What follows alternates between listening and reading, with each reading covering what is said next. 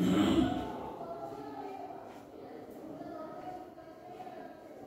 हम लोग type of chemical reaction पढ़ रहे थे, ठीक है ना।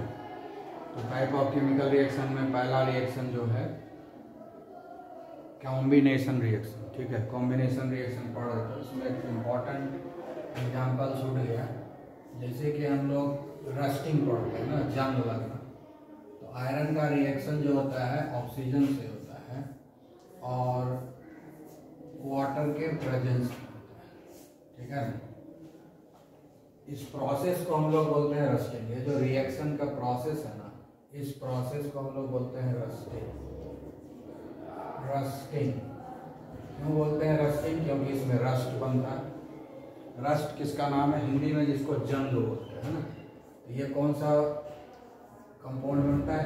Fe2O3 dot XH2। XH2 इसलिए बोलते हैं कि कितना वाटर इसमें कंटेंट होगा ये कहना मुश्किल, ठीक है, इसलिए X लिखते हैं। तो Fe2O3 इसको बैलेंस करना है। तो ये तो सॉलिड है, ये गैस है, ये लिक्विड है, ठीक है, और ये भी सॉलिड है ना। इसी का रस्ट नाम है, इसी का रस्ट नाम है। केमिकल नाम हो गया हाइड्रेटेड। हाइड्रेटेड, हाइड्रेटेड क्यों बोलते हैं? क्योंकि इसमें वाटर है, इसलिए इसको हाइड्रेटेड। इसका नाम हो गया फेरिक ऑक्साइड, ठीक है, ferric, hydrated ferric oxide, hydrated ferric oxide, ठीक है ना। तो इसको हमको बैलेंस करना है। तो इसमें क्या है कि उधर 3 है, इधर 2 है, तो 6 बनाना होगा, इसको 3 कर देते हैं, ठीक है, और यहाँ पर 2 कर, यहाँ पर 2 कर देते हैं, ठीक है, बैलेंस हो गया। लेकिन ये 4 हो गया ना, आयरन जो 4 हो गया, Fe2 है ना, 2 दूनी 4 हो गया आयरन, इसलिए हमने 4 लिखा है।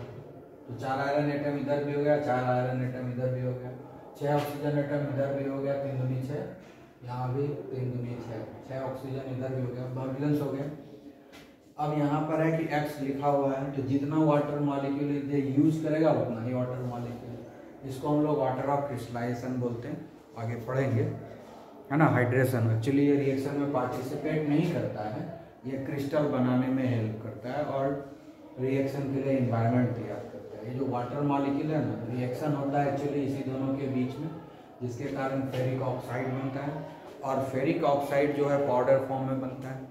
वो फेरिक ऑक्साइड का क्रिस्टल बनेगा। क्रिस्टल मतलब जैसे चीनी का टुकड़ा है, नमक का टुकड़ा है, उस टाइप का चीज़ बन जाता है, उसको हम लोग बोलते हैं क्रिस्टल। तो क्रिस्टल बनाने के लिए इसका यूज होता है। लेकिन तीनों मिल करके जो है एक ही प्रोडक्ट बनाता है, जिसको हम लोग बोलते हैं रस्ट, जिसको हम लोग बोलते हैं रस्ट, ठीक है ना। इसका कलर होता है रेडिश ब्राउन। देखिए किया हो गया जंग का कलर कैसा होता है? रेडिश ब्राउन कलर होता है। इसका कलर कैसा होता है? Reddish brown. तो यहाँ पर कितना रिएक्टेंट है? 1 2 3। रिएक्टेंट कितना है? 3 है। लेकिन प्रोडक्ट कितना है? 1 है, ठीक है। रिएक्टेंट कितना हुआ? 1 2 3, लेकिन प्रोडक्ट कितना है? 1 ही है। इसलिए ये भी एक एग्जांपल हुआ कॉम्बिनेशन रिएक्शन का, ठीक है। तो इस तरह से हम लोग कॉम्बिनेशन रिएक्शन पढ़ लिए, बैलेंसिंग भी कर लिए। अब जो है हम लोग, अच्छा, हम X का मीनिंग क्या हो गया कि कितना वाटर मॉलिक्यूल ये एब्जॉर्ब करेगा मालूम नहीं है। जब तुम लोग जंग देखते होगे तो वैरायटी का जंग देखते होगे। हल्का जब नया जंग लगता है तो हल्का रेडिश ब्राउन रहता है, फिर धीरे धीरे डार्क होने लगता है, इतना डार्क हो जाता है कि बाद में एकदम लगता है जैसे कि ब्लैक हो गया है, ठीक है ना। तो इसीलिए ये जो वाटर ऑफ क्रिस्टलाइजेशन फिक्स नहीं है कि कितना ये एब्जॉर्ब करेगा। इस समय रहते रहते ज़्यादा से ज़्यादा वाटर को वो खींचता है और एक अलग तरह क्रिस्टल बनाते जाता है, ठीक है ना। उसका कलर और डार्क होते जाता है जैसे जैसे वाटर और क्रिस्टलाइजेशन उसमें ऐड होता है। इसीलिए ये निश्चित नहीं है कितना ये वाटर कितना मॉइस्चर एब्जॉर्ब करेगा, इसीलिए X देते हैं वेरिएबल। ये प्रैक्टिकली पता करना पड़ता है जंग के क्वालिटी से कि कैसे कितना उसमें वाटर ऑफ क्रिस्टलाइजेशन है, इसीलिए एक्स लिखा गया है। ठीक है, ओके। अब हम लोग आते हैं सेकेंड टाइप ऑफ रिएक्शन को हम लोग पढ़ेंगे डीकम्पोजिशन रिएक्शन। डीकम्पोजिशन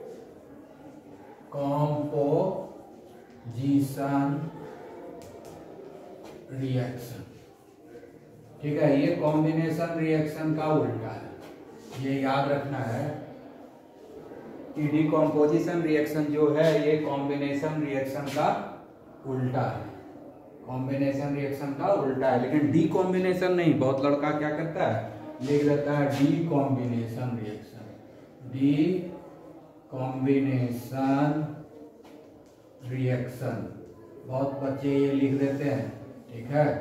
लेकिन ये टर्मिनोलॉजी केमिस्ट्री में यूज नहीं होता है, कॉम्बिनेशन का उल्टा डीकॉम्बिनेशन, ऐसा टर्मिनोलॉजी यूज नहीं होता है, इसलिए ये कभी नहीं लिखेंगे, ठीक है। ये गलत है, ये गलत है, इसको हम कभी नहीं लिखेंगे, डीकॉम्बिनेशन रिएक्शन नहीं लिखेंगे, गलत है, ठीक है, ध्यान रखना है।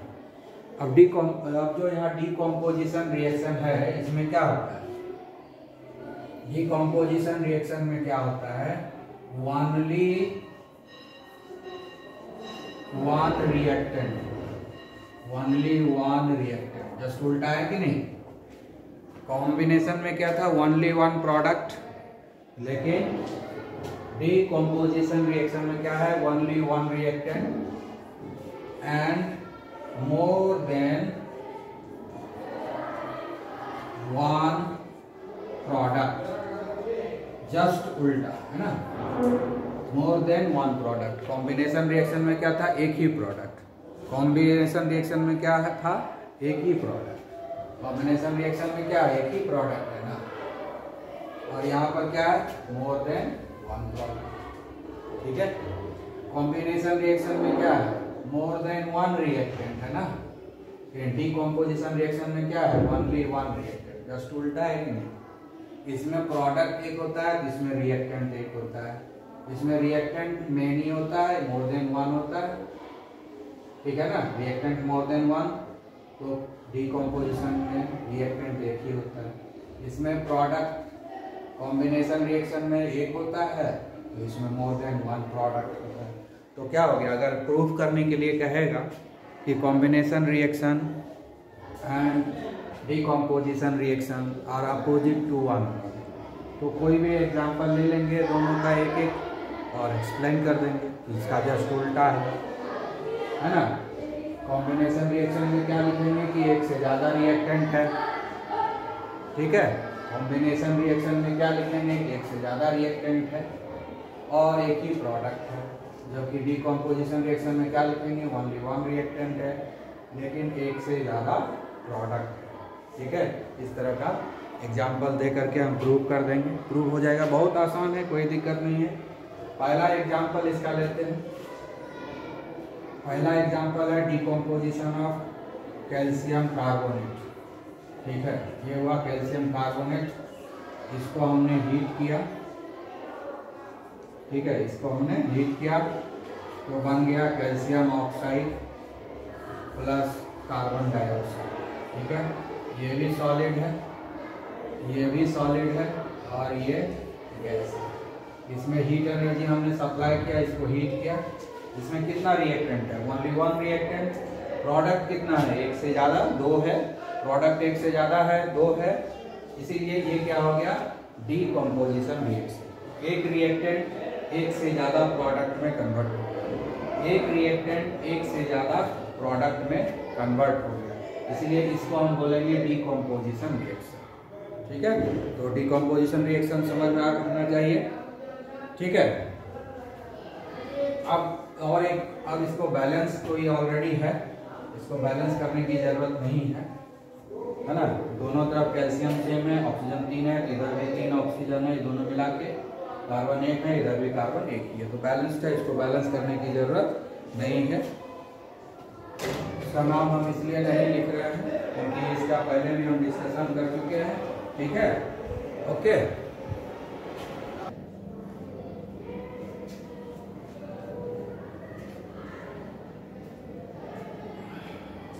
दूसरा एग्जाम्पल लेते हैं। दूसरा एग्जाम्पल है डिकम्पोजिशन ऑफ पोटेशियम क्लोरेट, है ना। पोटेशियम क्लोरेट कैसे लिखते हैं, ये हो गया ClO3। ये जो है ClO3 इसी को क्लोरेट बोलते हैं। इसका नाम क्या है, पोटासियम क्लोरेट, ठीक है। इसका नाम है पोटेशियम क्लोरेट। ये भी सॉलिड होता है। इसको जब हम लोग हीट करते हैं तो ये भी दो प्रोडक्ट देता है। एक रिएक्टेंट दो प्रोडक्ट में कन्वर्ट हो जाता है। एक प्रोडक्ट है पोटेशियम क्लोराइड जो सॉलिड होता है और साथ में ऑक्सीजन रिलीज करता है कि जो कि गैस है। तो एक ही रिएक्टेंट है जो कि दो प्रोडक्ट में बदल जाता है। इसको हम लोग बोलते हैं पोटेशियम क्लोराइड, पोटेशियम क्लोराइड, ठीक है। तो दो प्रोडक्ट, एक रिएक्टेंट और दो प्रोडक्ट बन गया पोटेशियम क्लोराइड एंड ऑक्सीजन। एक ही रिएक्टेंट है लेकिन प्रोडक्ट दो है। तो रिएक्टेंट एक ही रहा कंफर्म, लेकिन प्रोडक्ट एक से ज्यादा हो गया, मोर देन वन हो गया। इसलिए ये क्या हो गया, डीकम्पोजिशन रिएक्शन। डीकम्पोजिशन रिएक्शन, ठीक है। कौन सा हो गया, डीकम्पोजिशन रिएक्शन, ठीक है। अब डीकम्पोजिशन रिएक्शन का बैलेंस भी कर लेते हैं। यहाँ ऑक्सीजन 2 है, इधर 3 है, तो दोनों को बैलेंस करना पड़ेगा ना, ठीक है।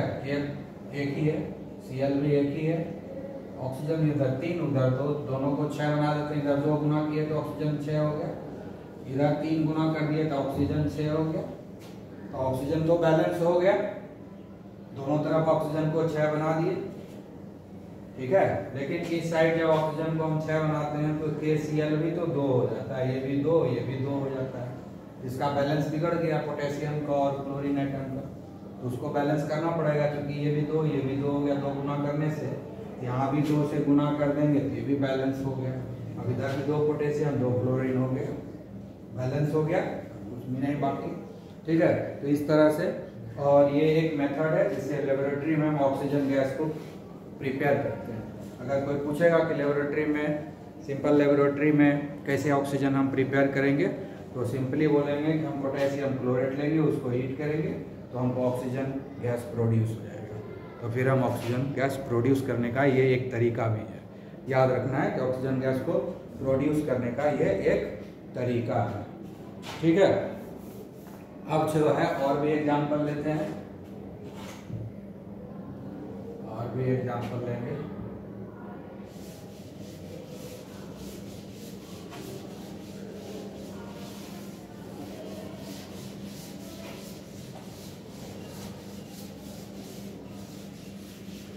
तो हम लोग क्या पढ़ रहे हैं अभी, हम लोग अभी पढ़ रहे हैं डीकम्पोजिशन रिएक्शन का एग्जाम्पल देख रहे हैं। तो क्या पढ़ रहे हैं, डीकम्पोजिशन रिएक्शन। क्या पढ़ रहे हैं, डीकम्पोजिशन रिएक्शन, ठीक है। यही पढ़ रहे हैं, डीकम्पोजिशन रिएक्शन पढ़ रहे हैं। तो अब आगे और लेंगे, डीकम्पोजिशन रिएक्शन का एग्जाम्पल और भी लेते हैं, ठीक है। इस बार हम लोग लेते हैं फेरस सल्फेट, ठीक है। फेरस सल्फेट लेते हैं।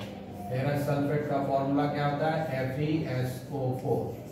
इसमें सल्फेट का वैलेंसी 2 है और Fe का भी वैलेंसी 2 है। Fe का चूंकि वैलेंसी 2 है इसलिए इसको लिखते हैं फेरस सल्फेट। फेरस सल्फेट, चूंकि आयरन का वैलेंसी 2 है इसलिए इसको ये भी लिख सकते हैं Fe2 आयरन 2 सल्फेट। इसका नाम ये भी लिख सकते हैं, आयरन 2 सल्फेट भी लिख सकते हैं, क्योंकि वैलेंसी आयरन का 2 तरह का होता है, 2 भी होता है, 3 भी होता है। अभी लिखे थे ना Fe2O3, उसमें आयरन 3 सल्फेट था। अभी लिखे थे ना Fe2O3 जिसको हम लोग बोले थे फेरिक ऑक्साइड, तो आयरन 2 ऑक्साइड, आयरन 3 ऑक्साइड था। तो आयरन का वैलेंसी 2 तरह का होता है, 2 भी होता है, 3 भी होता है, ठीक है। तो 2 को हम लोग फेरस लिखते हैं, 3 में रहेगा तो फेरिक लिखेंगे। और दूसरे तरीके से क्या है, फेर आयरन 2 आयरन 3 लिख देंगे, ठीक है। तो FeSO4 है, इसको हम लोग हीट करेंगे, ठीक है। तो ये 3 प्रोडक्ट देगा, ये जो है 3 प्रोडक्ट देगा। ये फेरिक ऑक्साइड में कन्वर्ट हो जाएगा, Fe2O3 फेरिक ऑक्साइड, साथ में देगा ये सल्फर डाइऑक्साइड और साथ में सल्फर ट्राइऑक्साइड भी देगा। दो गैस जो है रिलीज करके देगा, दो गैस रिलीज करके देगा। 2 सल्फर है, 2 तरह का सल्फर ऑक्साइड है, पहले भी डिस्कस कर चुके हैं इसके बारे में, ठीक है, प्रीवियस एग्जांपल में सल्फर डाइऑक्साइड सल्फर ट्राइऑक्साइड के बारे में कि दोनों ही सल्फर का ऑक्साइड है, इसलिए दोनों को डिफरेंशिएट करने के लिए अलग अलग नाम देना पड़ता है क्योंकि दोनों तो सल्फर का ही ऑक्साइड है। तो जिसमें 2 ऑक्सीजन है उसको बोलते हैं सल्फर ऑक्साइड, जिसमें 3 ऑक्सीजन है उसको बोलते हैं सल्फर ट्राइऑक्साइड, ठीक है। तो डिफरेंशिएट हो जाता है दोनों ऑक्साइड के बीच में। और ये है Fe2O3, यहाँ पर देखो क्रिस क्रॉस से इसका जो वैलेंसी है आयरन का 3 हुआ और ये 2 वैलेंसी इसका है ऑक्सीजन का। तो वैलेंसी यहाँ आयरन का 3 है, इसलिए इसको हम लोग लिख सकते हैं Fe3 ऑक्साइड, ठीक है।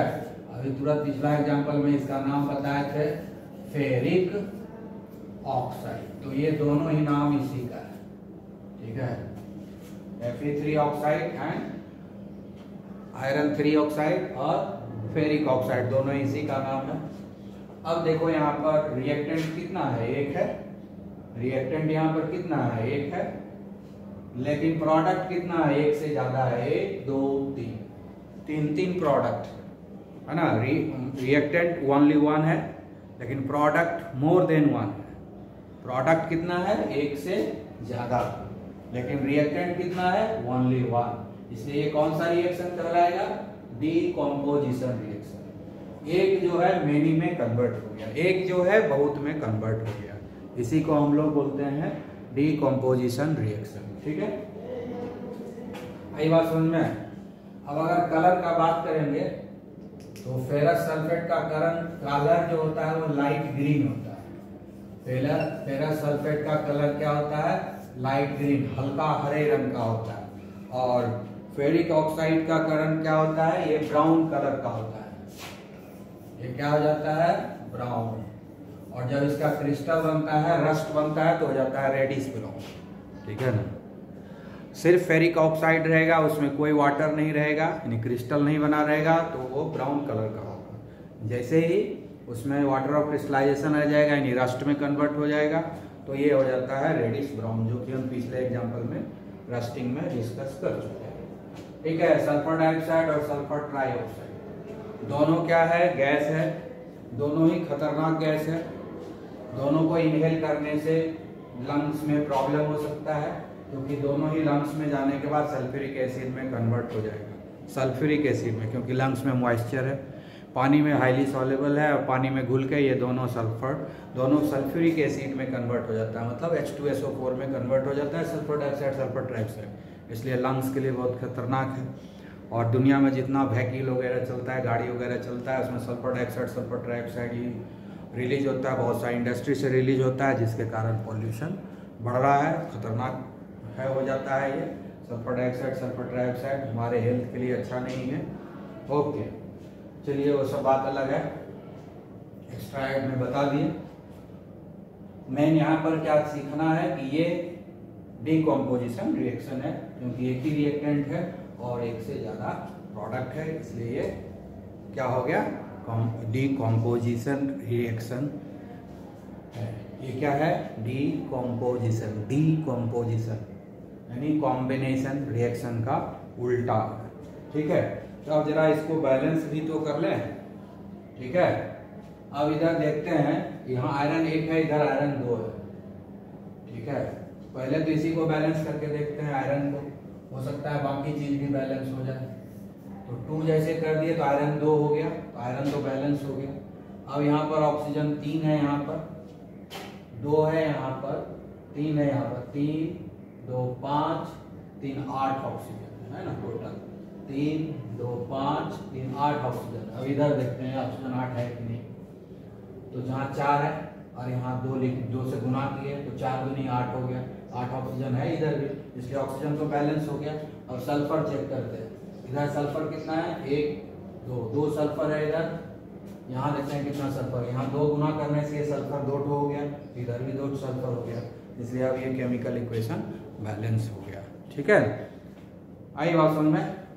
क्लियर? इसके बाद और भी एक एग्जाम्पल लेते हैं हम लोग।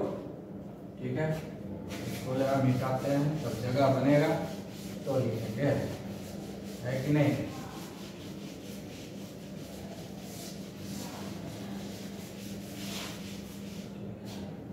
अब आगे एग्जाम्पल लेते हैं decomposition of lead nitrate. Lead nitrate PbNO3। ठीक है, इसको क्या बोलते हैं? Lead nitrate. इसको क्या बोलते हैं? Lead nitrate. NO3 को नाइट्रेट बोलते हैं, Pb हो गया लीड, तो ये हो गया लीड नाइट्रेट। इसको हम लोग हीट करेंगे। ठीक है, तो इसको जब हम लोग हीट करेंगे तो क्या क्या चीज में ये कन्वर्ट होगा? लीड ऑक्साइड में कन्वर्ट होगा।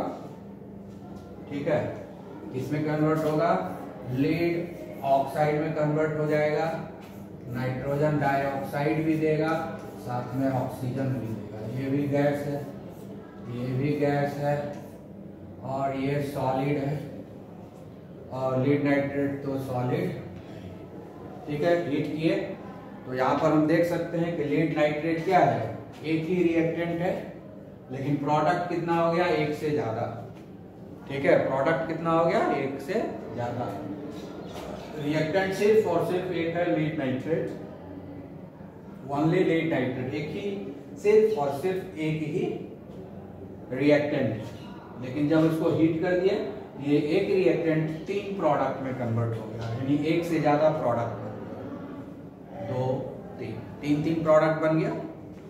तो इसीलिए इसको हम बोलेंगे डीकम्पोजिशन रिएक्शन। इसको क्या बोलेंगे? डीकम्पोजिशन रिएक्शन, जिसमें एक रिएक्टेंट एक से ज्यादा प्रोडक्ट में कन्वर्ट हुआ। ठीक है, अब सबका नाम लिख लेते हैं। लीड नाइट्रेट हो गया, और ये हो गया लीड मोनोऑक्साइड। लीड मोनोऑक्साइड, क्योंकि इसमें एक ही ऑक्सीजन है, लीड में और भी ऑक्सीजन होता है। ये हो गया नाइट्रोजन डाइऑक्साइड, नाइट्रोजन डाइऑक्साइड, और ये हो गया ऑक्सीजन, आप लोग बहुत अच्छे से जानते हैं। ठीक है, ये हो गया ऑक्सीजन। तो 3 तरह का प्रोडक्ट मिला हमको। ठीक है, अब क्या है, ये जो लीड नाइट्रेट होता है ये कलरलेस है। ठीक है, कलर बड़ा इंपॉर्टेंट है इस चीज में, इसलिए हम कलर बता रहे हैं। ठीक है, लीड ऑक्साइड जो होता है ना, वो येलो कलर का होता है। ठीक है, और नाइट्रोजन डाइऑक्साइड का भी कलर होता है, ये ब्राउन कलर का फ्यूम होता है। ये जो गैस होता है ये ब्राउन कलर का, ब्राउन फ्यूम्स, ब्राउन फ्यूम्स। ठीक है, ब्राउन कलर का फ्यूम होगा, ऑक्सीजन कलरलेस होता है। तो ये सब कैरेक्टरिस्टिक जो होता है वो याद रखना है। एग्जाम में आता है कि कौन सा कंपाउंड का क्या कलर है, कौन सा गैस का क्या कलर है, ये सब पूछा जाता है। तो ये सब याद रखना चाहिए। तो याद करने से नहीं होता है, प्रैक्टिस करने से होता है।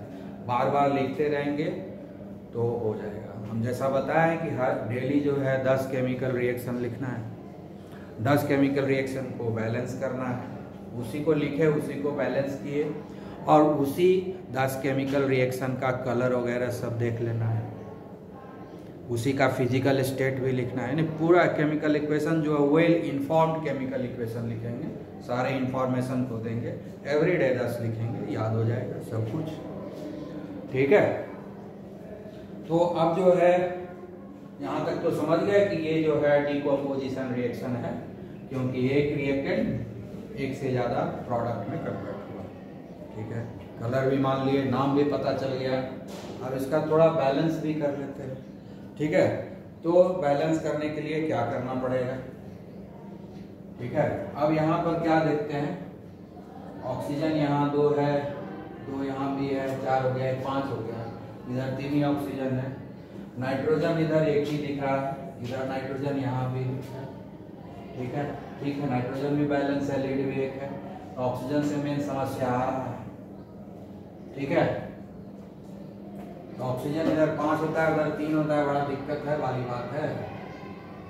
तो अगर हम यहाँ पर 2 डाल देते हैं तो ऑक्सीजन तो 6 हो जाएगा, अगर यहाँ 2 डालते हैं तो ऑक्सीजन 6 हो जाएगा, तब उधर ऑक्सीजन को 6 करना पड़ेगा।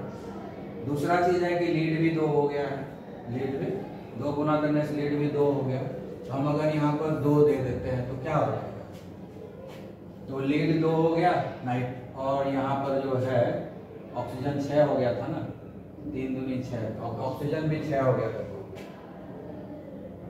2 4 6, ऑक्सीजन तो 6 हो गया, लेकिन समस्या तो आ गया फिर नाइट्रोजन में। नाइट्रोजन जो है 2 हो गया है। अच्छा, एक गलती है यहाँ पर, ये जो नाइट्रेट है, नाइट्रेट का वैलेंसी तो 1 होता है ना, नाइट्रेट का वैलेंसी तो 1 होता है और लीड का वैलेंसी 2 होता है, तो क्रिस क्रॉस होगा तो PbNO3 होल 2 ना होगा, PbNO3 होल 2 होगा। ठीक है, यहाँ पर एक गलती थी, बहुत देर से ध्यान नहीं दिया था, गलत चल रहा था, चल ही रहा था। ठीक है, किसी ने ध्यान नहीं दिया। तो यहाँ पर क्या है, NO3 नाइट्रेट है, इसका वैलेंसी जो है -1 होता है और लीड का वैलेंसी, Pb का वैलेंसी +2 होता है, तो क्रिस क्रॉस होगा। तो लीड का वैलेंसी यहाँ इस पर लिखाएगा, NO3 का वैलेंसी इस पर लिखाएगा। 1 को तो हम लोग मेंशन करते नहीं है, तो इसका फॉर्मूला हो गया PbNO3 होल 2। अब देखते हैं अब बैलेंस होता है या नहीं, अब देखना पड़ेगा। ठीक है, 2 दे दिए तो ठीक है, 3 दूनी 6, 3 दूनी 6 हो गया, 6 दूनी 12 ऑक्सीजन हो गया, यहाँ पर 12 ऑक्सीजन हो गया। उसके बाद नाइट्रोजन देखो, यहाँ 2 देने से क्या हो गया, 4 हो गया। ठीक है, तो नाइट्रोजन 4 हो जाता है, तो 4 हो गया, तो यहाँ पर हम 4 दे देते हैं, नाइट्रोजन 4 हो गया। नाइट्रोजन 4 नहीं हुआ है तो इधर से NO2 और 2 है, इधर से 2 से गुना है, तो 2 दूनी 4 हो गया, नाइट्रोजन ब्रैकेट के अंदर है, 4 हो गया, तो 4 नाइट्रोजन बैलेंस हो गया। अब ऑक्सीजन देखते हैं बैलेंस हुआ है, ऑक्सीजन कितना है, 3 दूनी 6, दूनी 12। ठीक है, यहाँ पर 4 दूनी 8 ऑक्सीजन हो गया, 8 2 10, और यहाँ पर 2 12 हो गया ऑक्सीजन, तो 12 हो गया बैलेंस। ठीक है, और Pb भी बैलेंस हो गया, 2 Pb यहाँ दिख रहा है और 2 Pb यहाँ भी दिख रहा है, तो इसलिए अब ये इक्वेशन बैलेंस्ड हो गया है। ठीक है, तो ये सारा इक्वेशन हम लोगों ने देखा।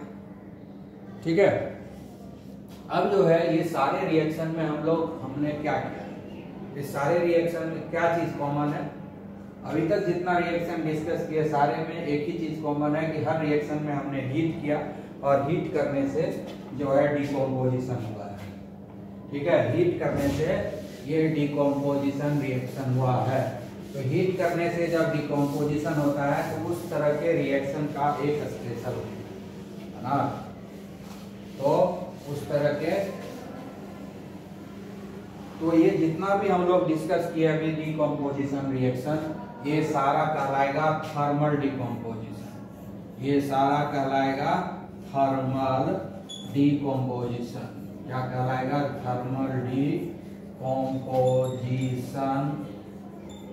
रिएक्शन। क्यों कहलाएगा, क्योंकि इसमें जो डिकम्पोजिशन हुआ वो हीट करने से हुआ है, इसलिए थर्मल मतलब हीट होता है, इसलिए नाम दिया गया है थर्मल डिकम्पोजिशन। अभी जो 1 2 और 2 4 रिएक्शन हम डिस्कस किए, ये चारों रिएक्शन में देखो हीट हीट हीट हीट, सब में हीट एनर्जी दिया गया, सब में हीट एनर्जी सप्लाई किया गया। हीट एनर्जी सप्लाई किया यानी उसको हीट किया गया सर्टेन टेम्परेचर तक, तब ही ना डिकम्पोजिशन हुआ, तभी एक रिएक्टेंट जो है एक से ज्यादा प्रोडक्ट में बदल गया है।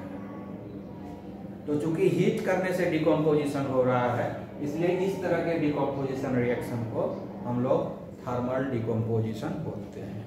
ठीक है, तो ये सारा एग्जांपल किसका था, थर्मल डिकम्पोजिशन। तो थर्मल एक तरह का टाइप ऑफ डिकम्पोजिशन रिएक्शन हो गया, थर्मल डिकम्पोजिशन रिएक्शन हम लोग पढ़ लिए। अब हम लोग पढ़ेंगे इलेक्ट्रिकल डिकम्पोजिशन रिएक्शन, उसका एग्जांपल देखेंगे। हमने डिकम्पोजिशन रिएक्शन में थर्मल डिकम्पोजिशन को पढ़ाई कर ली है। ठीक है, अब हम लोग दूसरे की पढ़ाई भी कर लेंगे। ठीक है,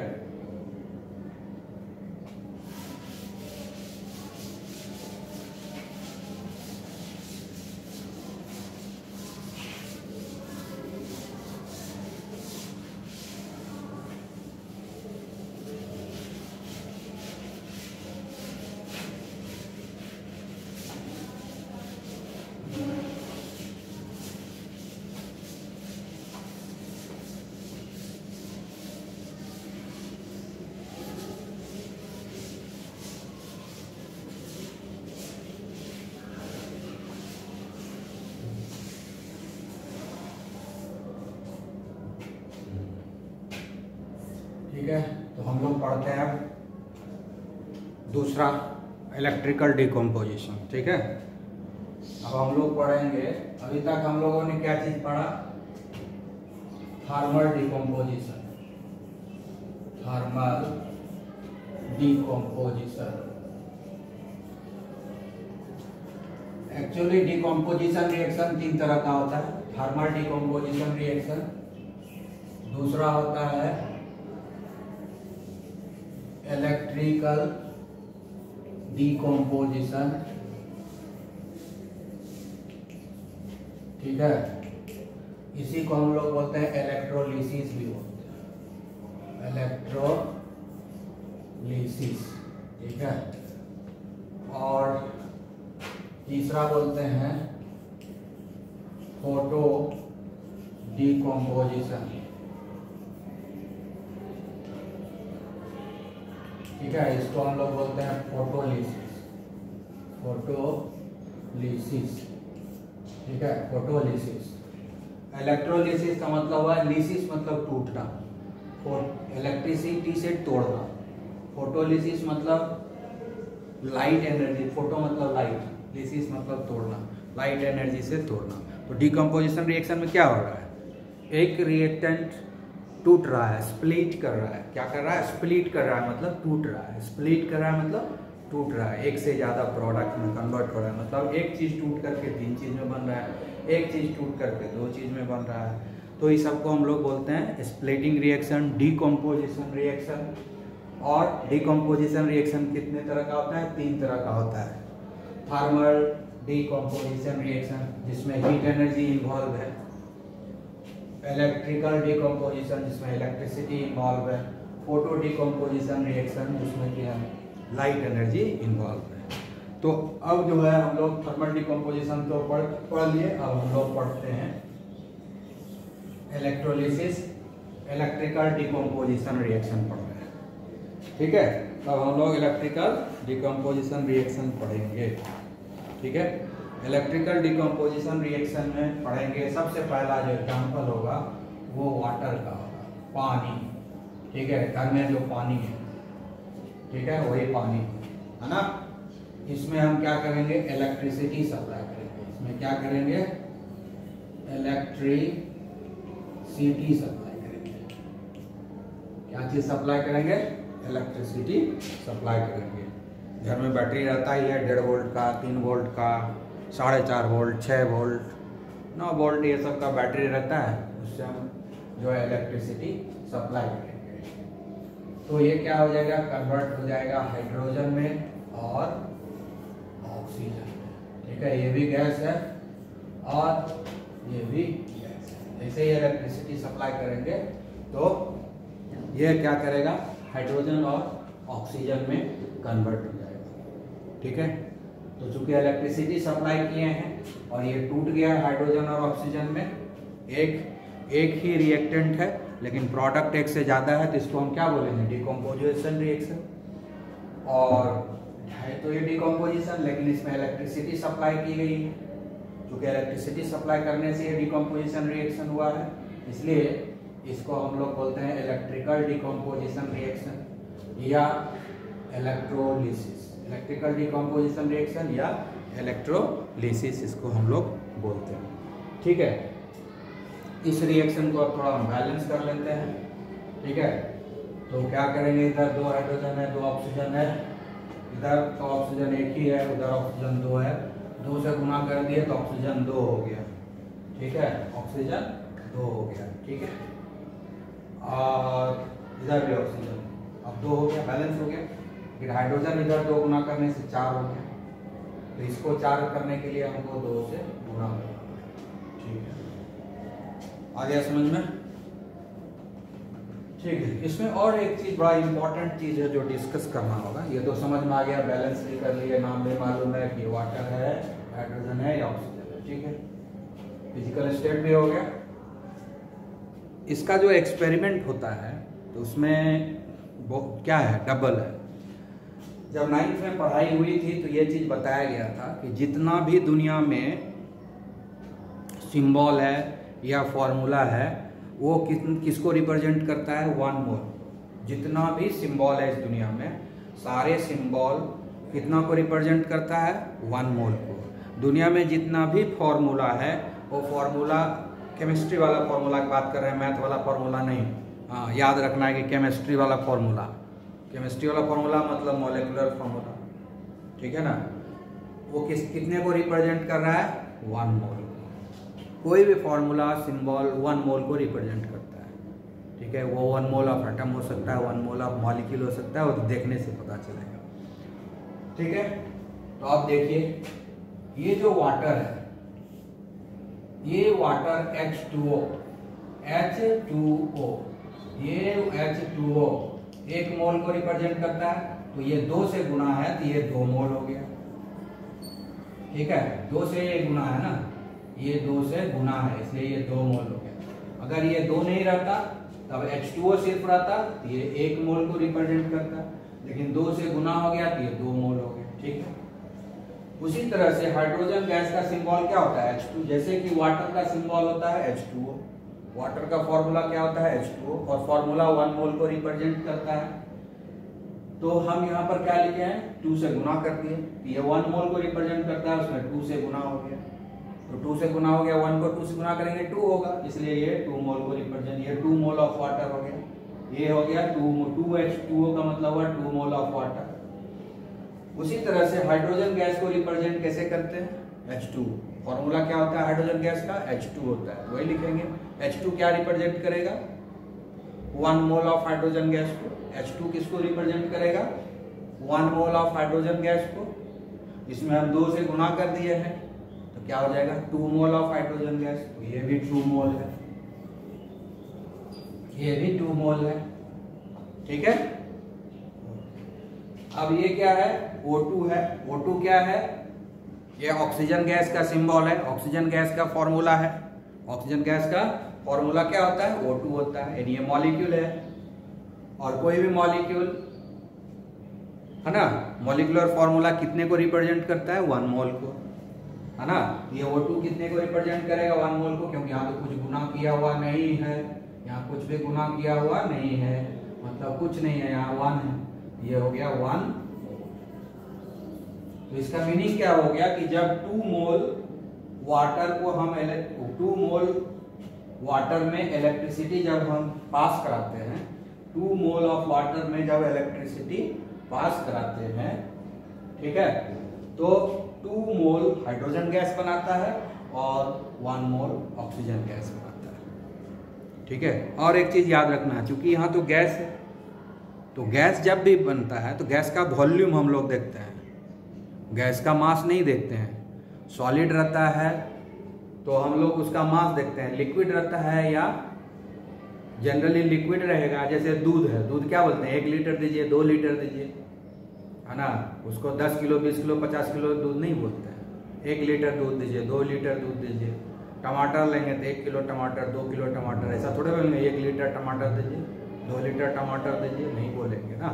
सॉलिड को मास में डिनोट करते हैं और लिक्विड और गैस को वॉल्यूम में डिनोट करते हैं। खास करके गैस को तो वॉल्यूम में ही बात करते हैं, ठीक है।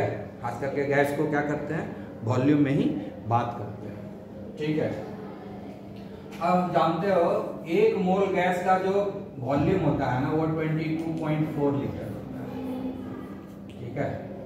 1 मोल गैस का वॉल्यूम होता है 22.4 लीटर, तो 2 मोल का हो गया 2 × 22.4 लीटर हो गया वॉल्यूम। ये वॉल्यूम है, ठीक है। ये क्या है? वॉल्यूम। ये क्या है? अमाउंट। पढ़ाए थे ना, मोल कॉन्सेप्ट 9 में पढ़ा है ना, अमाउंट 2 मोल। ये कितना है? इसका अमाउंट 2 मोल है, इसका वॉल्यूम कितना हो जाएगा? 2 × 22.4 लीटर। क्योंकि दुनिया में कोई भी गैस है, दुनिया में कोई भी गैस है, nitrogen, oxygen, carbon dioxide, sulphur dioxide, hydrogen sulphide, कोई भी गैस लो, नाम कुछ भी हो, किसी भी तरह का नेचर हो, लेकिन अगर हम 1 मोल किसी भी गैस का लेंगे तो उसका वॉल्यूम हमेशा 22.4 लीटर होता है। किस पर? STP पर। ये सब चीज़ 9th में सिखाते हैं, तो फिर से 9th का वो बुक सब रिकलेक्ट करोगे, याद आ जाएगा। 9th के बुक का जो लास्ट में 2 चैप्टर है ना, structure of atom, atoms and molecules, को फिर से बनाना है, फिर से पढ़ना है, तब ये सब समझ में अच्छे से आएगा, ठीक है। मोल कॉन्सेप्ट अच्छे से आना चाहिए, मॉलिक्यूलर फार्मूला अच्छे से बनाने आना चाहिए, तभी जाकर के केमिस्ट्री आगे पढ़ पाएंगे। तो हम वहाँ फिर से जो है मोल कॉन्सेप्ट को प्रैक्टिस करना है, ठीक है। तो 2 मोल हाइड्रोजन है तो हो गया 2 × 22.4 लीटर, और ये क्या है 1 मोल ही है, तो 1 मोल का वॉल्यूम कितना होता है 22.4 लीटर, ठीक है। तो ऑक्सीजन का वॉल्यूम हुआ 22.4 लीटर, हाइड्रोजन गैस का वॉल्यूम हुआ 2 × 22.4 लीटर, और वॉल्यूम कितना हुआ 2 × 22.4 लीटर। तो ये देख के नहीं पता चल रहा है कि हाइड्रोजन गैस जो बन रहा है ऑक्सीजन के कंपैरिजन में, अगर वॉल्यूम से कंपैरिजन किया जाए तो हाइड्रोजन डबल क्वांटिटी में बनता है, क्योंकि हाइड्रोजन का वॉल्यूम है 2 × 22.4 और ऑक्सीजन का वॉल्यूम है 22.4। यानी जितना भी ऑक्सीजन बनेगा in terms of volume, volume के टर्म में जितना ऑक्सीजन बनेगा उसका डबल जो है हाइड्रोजन बनेगा। इन टर्म्स ऑफ वॉल्यूम अगर हम बात करेंगे तो हमेशा जो है वॉल्यूम ऑफ हाइड्रोजन हमेशा डबल होगा ऑक्सीजन से, ठीक है। ये हमेशा होता है, प्रैक्टिकल है, होता ही है, याद रखना है। ये ऑक्सीजन जो है के कंपैरिजन में हाइड्रोजन हमेशा डबल होगा। ऑक्सीजन के वॉल्यूम जब ये वाटर का डिकम्पोजिशन कराएंगे तो जो कंटेनर दोनों के लिए 2 बनाएंगे, तो एक कंटेनर में देखेंगे कि इतना ऑक्सीजन जमा है, तो हाइड्रोजन को देखेंगे कि इतना जमा है, उसका जस्ट डबल जमा हो गया। यानी हमेशा हाइड्रोजन का जो वॉल्यूम है डबल होगा ऑक्सीजन के कंपैरिजन में इस एक्सपेरिमेंट में, यानी अमाउंट डबल होगा, यानी हमेशा जो है इन टर्म्स ऑफ वॉल्यूम अगर देखेंगे तो अमाउंट ऑफ हाइड्रोजन जो है हमेशा ऑक्सीजन के कंपैरिजन में डबल होगा। ऐसा क्यों होता है? उसका कारण क्या है? ये देखो H2O है, ठीक है, H2O है ना, तो इसमें अगर हम देखेंगे दोनों का रेशियो, हाइड्रोजन और ऑक्सीजन का रेशियो क्या है? हाइड्रोजन और ऑक्सीजन का रेशियो क्या है? ये हाइड्रोजन एटम और ऑक्सीजन एटम का रेशियो क्या है? हाइड्रोजन अगर 2 है तो ऑक्सीजन 1 है। हम बोलेंगे कि इफ वी लुक, हम बोलेंगे कि अगर हम मॉलिक्यूलर फार्मूला देखते हैं वाटर का, अगर हम वाटर के मॉलिक्यूलर फार्मूला पर ध्यान देते हैं, वाटर के कॉम्पोजिशन पर ध्यान देते हैं, अगर वाटर के कॉम्पोजिशन पर ध्यान देते हैं, कॉम्पोजिशन मतलब मॉलिक्यूलर फार्मूला, वाटर के मॉलिक्यूलर फार्मूला या उसके कॉम्पोजिशन पर जब हम ध्यान देते हैं तो हमको दिखता है कि 2 एटम हाइड्रोजन का 1 एटम ऑक्सीजन से कंबाइन